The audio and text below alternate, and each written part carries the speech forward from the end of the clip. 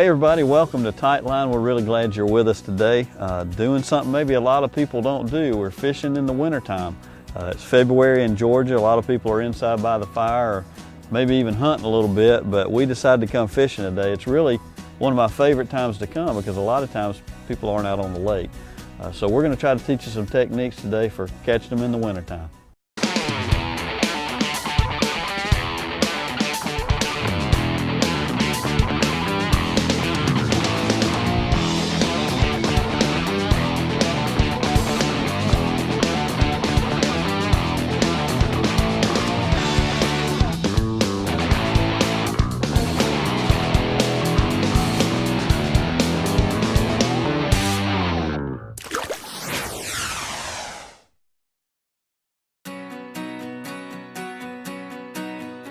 We're in a pond today. I like fishing big lakes in the winter as well as ponds, but today we're in a pond and we're in the afternoon. If we had come in the morning, I'd probably fished a little different, but we're in the afternoon. And so 3 or 4 hours of sunshine can make a big difference in a pond. So I decided today to start out on the shallower end, and the side that the wind's blowing into is real windy today, and wind can make a big difference in the fishing on a day like today. And so what I've chosen is my bait to start with is a fast moving bait, a spinner bait. It's a reaction bait. And a lot of times when it's windy like this, it's a great bait to use because the wind will break up that profile of that bait. So let's see if we can pick us up one. You hear me talk about a spinner bait, and this is the little bait we're using. It's about a 3/8 ounce spinner bait, and we don't have real dirty water, so I've chosen a skirt that looks a little bit like a shad, a little bit like a brim. It's got some green in it. This blade right here is called a willow leaf.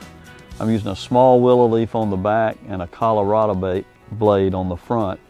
And to me, I think what it looks like to fish is like a group of small minnows. And a lot of times on a day like today, they'll eat it. And so what we're probably going to do this day is alternate back and forth between this bait and some kind of a small soft plastic bait. If they won't react to the bait, we'll fish a little while in one spot and then go to something a little bit smaller, a little bit more subtle.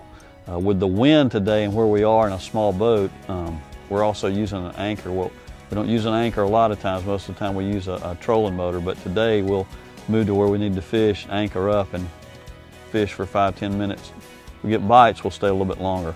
That's what we're going to do. We're going to alternate back and forth between this and a soft plastic bait.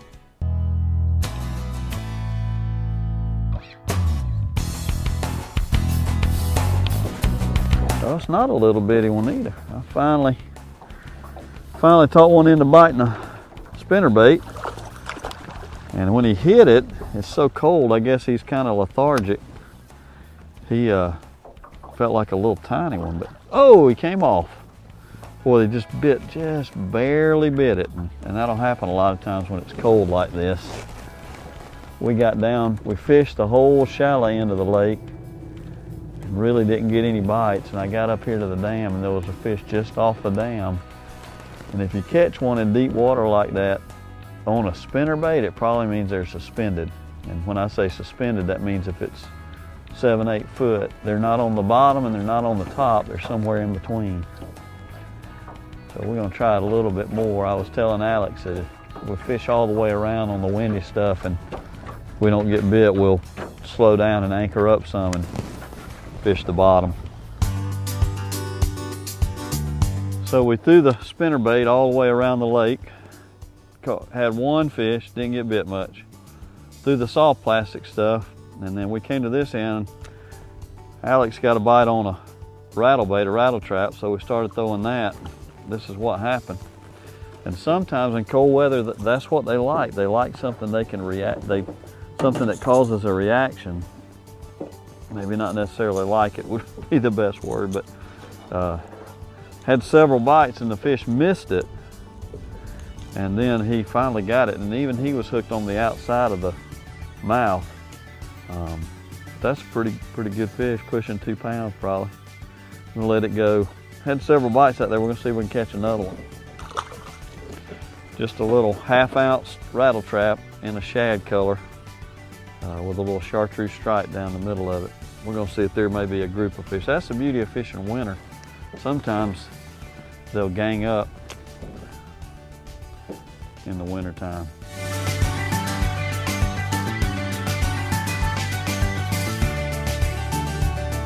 Yep, I stopped it and he hit it. Boy, it's been really slow today. And the key has been this little rattle trap. Seems to be the only thing we can get a bite on, and you almost have to stop it. If you don't stop it, you don't get bit. And see, even that one is not, it's almost like they're just swiping at it because he's hooked under the bottom of his mouth. In fact, I'm being really careful not to get hooked. And so it's almost like they're just really not wanting to eat, which is probably the case. It's a high pressure day, and we're just having to make them react to a bait that they're not really wanting to eat, but the hooks are sharp enough that it's catching them. And every fish we've gotten, either missed or caught, have been in two little areas that are kind of ganged up, and you'll find that happens a lot of times on wintertime fishing. Let him grow up. See if his mom's out there. This is a bait we're throwing. It's a 1/2 ounce original rattle trap. I'm not sure what you call that color. It's kind of a chrome black back with a chartreuse stripe down the side. And it seems to be the only thing we can really get a consistent bite on. One of the things that we as fishermen tend to do is when it's tough, say you've been there an hour fishing and hadn't got many bites, is either you start to rush things or you start to do what I call half cast. In other words, you throw out, you get it about halfway back to the boat, then you reel in and go again. I actually caught myself doing that a few times yesterday. And so if it is tough, or even if it's not, what I would say to you is really concentrate on every cast, because you just never know when that next cast might be the big one, and it might actually be closer to the boat than further out at the end of the cast. So make sure that you're concentrating on each and every cast.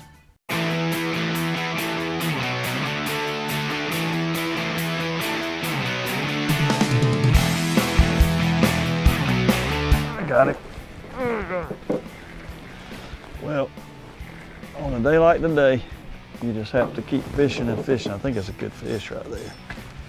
Till you figure out how to get bit. That's a big fish, I think. Yep, that's a really good one. Yep. And finally, they hit a little bottom bumping bait in the deep water where they're supposed to be. Now, I've not seen him come up yet, and we do have some catfish in here. But whatever this is, it's a good fish. I'm throwing a little, it's mine and Alex's go-to bait when it gets real tough. It's a Zoom speed crawl. And this fish was kind of in about the deepest part of the lake on the bottom. But I may have a meow meow. Oh no, it's a big bass. Big old bass. So I got really light line, so I'm just gonna go easy with her. And hopefully she won't break anything off on me. That's just the way it is on days like today. You have to fish and fish hard. And sometimes that is what happens. Holy mackerel, look at that. It just fell out. But that's a, oh my goodness, that's probably an 8-pounder. Can't hardly get her up. It may be a 9. But boy, that's a big old fish. Whew. And we were just throwing the speed crawl up in the deeper water, and I told Alex there ought to be one up by this dock. And sure enough, there she was. But ticked it like a brim. In this cold water, that's what they'll do a lot of times. But man, is that a beautiful fish.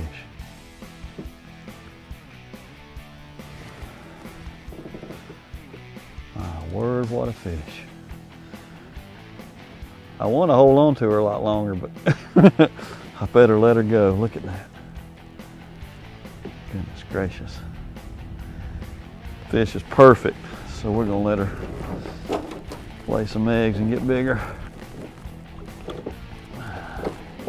Thank you, Lord, for that one. Come on, big girl. Take off. Here she goes. There she goes. Oh, what you have to do on days like today is, you know, we've fished several ways so far. We're not anywhere close to finished, but my gut kept telling me these fish have got to hit this little subtle bait.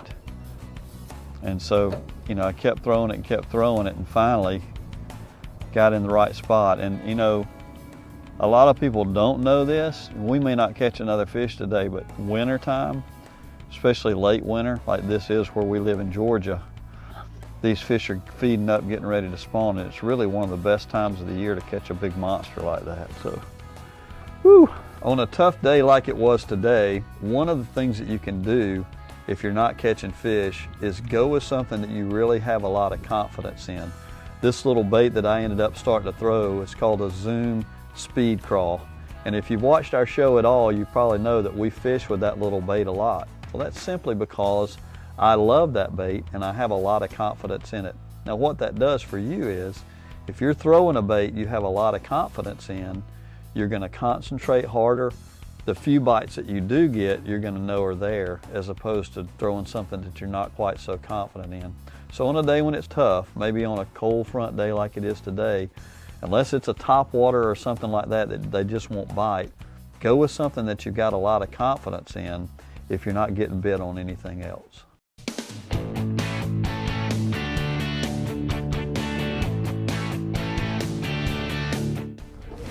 Yep, got another one. They are hanging out on the deeper water. This one may be bigger than that other one. This one may be that one's grandchild. But you know, that's, I guess the more I'm thinking about it, probably on a day like today, you just really got to stay at it. It would be real easy to get discouraged and want to go in and sit by the fire, not fish anymore. But had we done that, we would have missed the biggest fish I caught this year. One of the most important things you want to do if you fish frequently, and particularly if you fish in the wintertime, is to change your line on your rods and reels. Whether you use spinning tackle or bait casting tackle, you want to change it, because what happens is line gets what we call memory. Particularly in the cold weather, that line will coil up on you and then it becomes less strong, so you want to change your line. And so this is a knot that we're going to tie two lines together. I like to leave a little bit of line on my reel and tie one line to the other. It's called a uni knot. So you get, this is your rod end and this is your spool end, and I'm going to hold about a foot of line together to tie this knot. I'm going to go about halfway in and take what we call the tag end or the loose end, and I'm going to make a loop so that that loop is under the tag end. Now I've got both lines, and I'm just going to wrap that around about 3 times, or maybe 4 depending on the size of your line, and I'm going to pull it tight.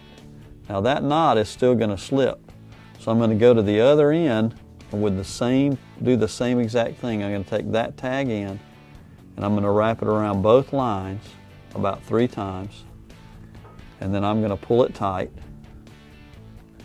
Now those knots will slide, but what happens is they slide together and they won't go any further. And that's a real good solid knot for tying 2 lines together. Then all I do is cut the 2 tag ends off and reel my new line onto my rod and reel. And that's called a uni knot. It's great for tying 2 lines together. Hey guys, what we do at Go Fish Ministries is share the gospel and encourage believers in their walk with Christ. We do this through a variety of events such as wild game dinners, kids camps, men's events, music events, or even if you or someone you know just needs a day on the water. Go Fish Ministries wants to point you toward Jesus and help you know Him better. Contact us through our website. We'd love to serve you any way we can. God bless you and go fish. I love pretty much every aspect of fishing. I love the different kind of lures that we get to use and figuring out which one works one day and which one works another day. Today we got to try several different kinds, and we figured out that we could catch them on a couple of different kinds, but one of them was a little bit better than the others. I love being out in a boat. I love the electronics on the boat where we get to see all those things. And so when you think about it, there's a lot of stuff that goes into a day of fishing, whether you're on a big lake or whether you're on a pond. And I began to think about it the other day. What is the most important thing on that day when it comes to fishing and catching fish? Is it the lure type? Is it the lure color? Is it the position of the boat? Is it the speed of the retrieve? Is it the line size? All those things are really, really important. But when it comes down to it, probably the most important thing in a fishing day is having a good, high quality knot. The connection between that lure and your line is the only thing that's going to allow you to get those fish in. If you don't tie that knot right, if you don't have a good connection, then all the other stuff that goes into it, the thousands of dollars of electronics and the tackle that you have and the nice rods and reels, none of that matters if you don't have a really good knot. And you know, it's the same way in our relationship with Christ. What He wants most from us is a good, strong connection. And the Bible spells it out for us in the book of John, chapter 15, verse 5. And this is actually Jesus talking. And He says this, "I am the vine, you are the branches. If you remain in me and I in you, you will bear much fruit. Apart from me, you can do nothing. If you do not remain in me, you are like a branch that is thrown away and withers. Such branches are picked up, thrown into the fire and burned. If you remain in me and my words remain in you, ask whatever you wish, and it will be done for you." And so remaining in Christ is the optimal word there. It's the key word, that connection to Him is really, really strong. And so what it means is what He wants most from us is to be connected to Him. And for us on this earth, that means that we are constantly praying, constantly talking to Him, and then getting in His Word to know more about Him. And so my encouragement for you today is to be connected to Christ, and that's going to really take care of all of your life, whether there's really good things going on or really tough things going on. If you've got a good connection, then you're going to be okay. And then also, some of you guys might need to make that initial connection with Him through asking Him into your heart. Maybe you don't have a relationship with Jesus. And that's just as simple as admitting that you're a sinner, asking Him to forgive you of your sins, and asking Him to come and live in your heart and be Lord of your life. Thanks for being with us today. Hey guys, what we do at Go Fish Ministries is share the gospel and encourage believers in their walk with Christ. We do this through a variety of events such as wild game dinners, kids camps, men's events, music events, or even if you or someone you know just needs a day on the water. Go Fish Ministries wants to point you toward Jesus and help you know Him better. Contact us through our website. We'd love to serve you any way we can. God bless you and go fish.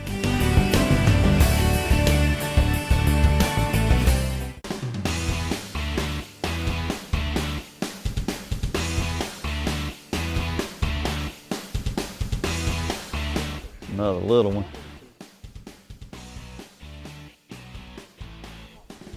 Still catching these little ones. But catching little ones is better than not catching any, that's for sure. Let him go back and grow up.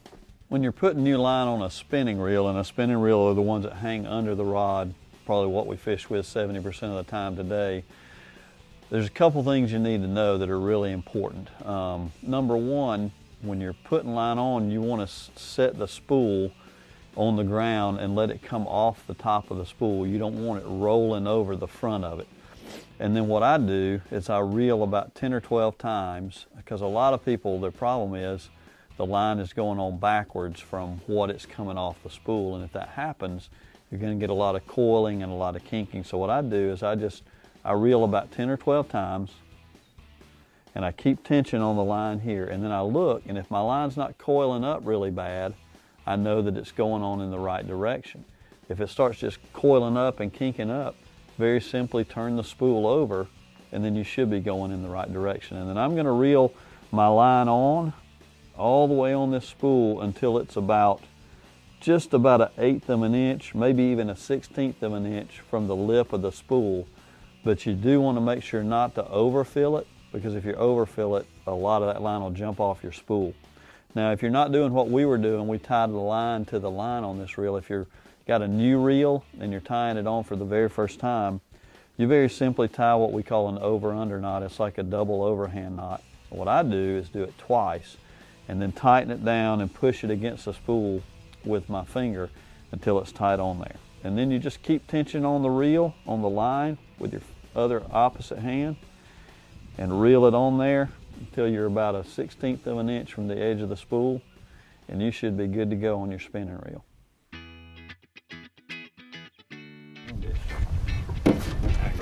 Oh, he came off. There's a fish. He came off. Now, that must be brim.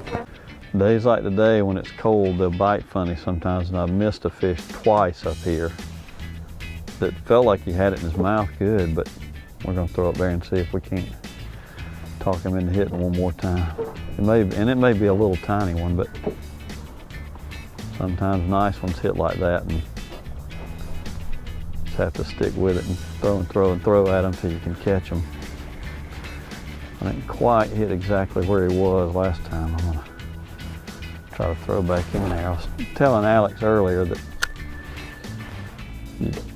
their strike zone, or how far they're willing to swim to eat a bait, decreases dramatically in cold weather, and particularly after a cold front. And today we were in about the worst conditions you can possibly have. It's been a little bit warmer, and it got real cold and windy and bright, and those are about the three worst things that you can have in the winter.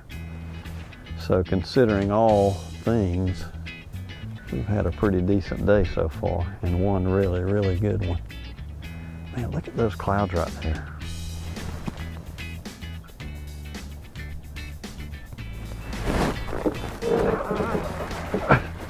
I got him.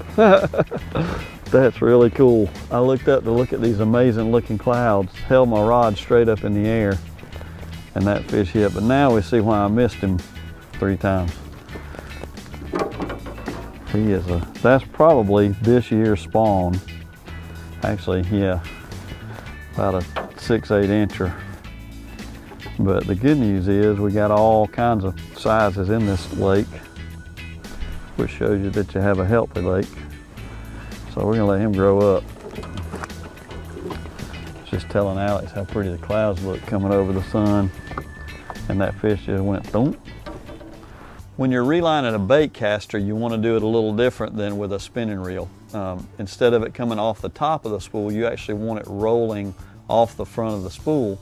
And a lot of times what I do is get one of my kids with a pencil in the spool and they hold on to it, but a lot of times I'm also by myself.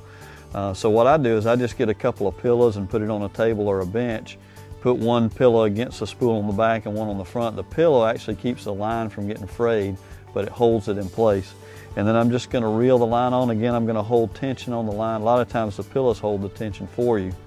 And then I'm gonna reel it up again till it's about an 1/8 or a 1/16. If you can get to a 1/16, that's better. It's just really important not to overfill it to the end of the spool, and then you'll be good to go. Oop, yep, got a bite. Yep, I got it. Oh, damn. There we go. Kept working and working. Did he come off? He came off. He came off. Called it and he came off.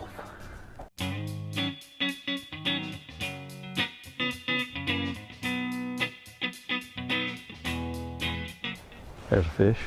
I got it. That's a pretty good one too. They're kind of hanging out in that deeper water now. And remember me saying earlier, we didn't get bit earlier, but earlier I said sometimes in the winter they'll gang up. And that's what they've done. We've caught 3 fish and almost, ooh, that's a little different animal right there. Look here what I got. That is what we in the South call a crappie. And we in the South call a slab crappie. Look at that, he's about a little over a pound crappie probably. And hit that crawl just like a bass. My friend Richard I fish with a lot would take him home and put the cornmeal on him. We're gonna let him go today.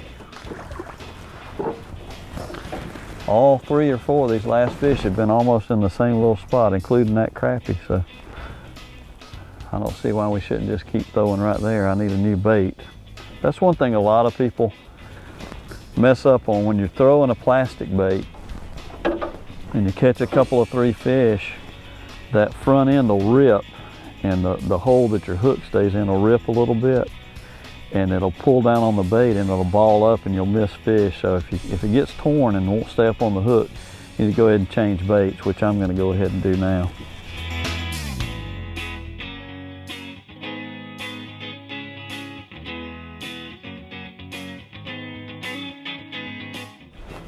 That's a pretty good one. Yep, that's a good fish.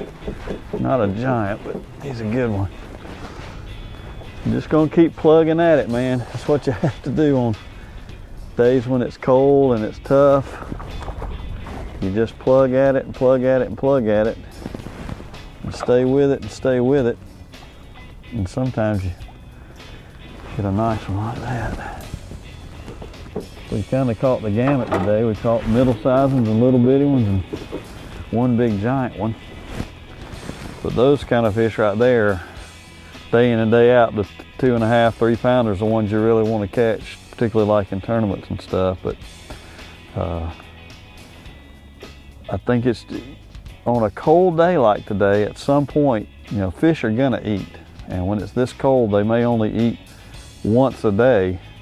But if you can stick with it long enough to be there for that point in time, for us, it's been about the last hour. The bite picked up a lot more, and we've probably got another hour before sunset, so we're gonna stay with it. But boy, that's a beautiful fish right there. Thank you, Lord. We ended up having a great day fishing today. Of course, for me, any day fishing is a great day. But man, was it cold. It was probably in the mid-40s. It was windy. And the water temperature was really only right at about 50 degrees the whole day. And so it was really tough to start with.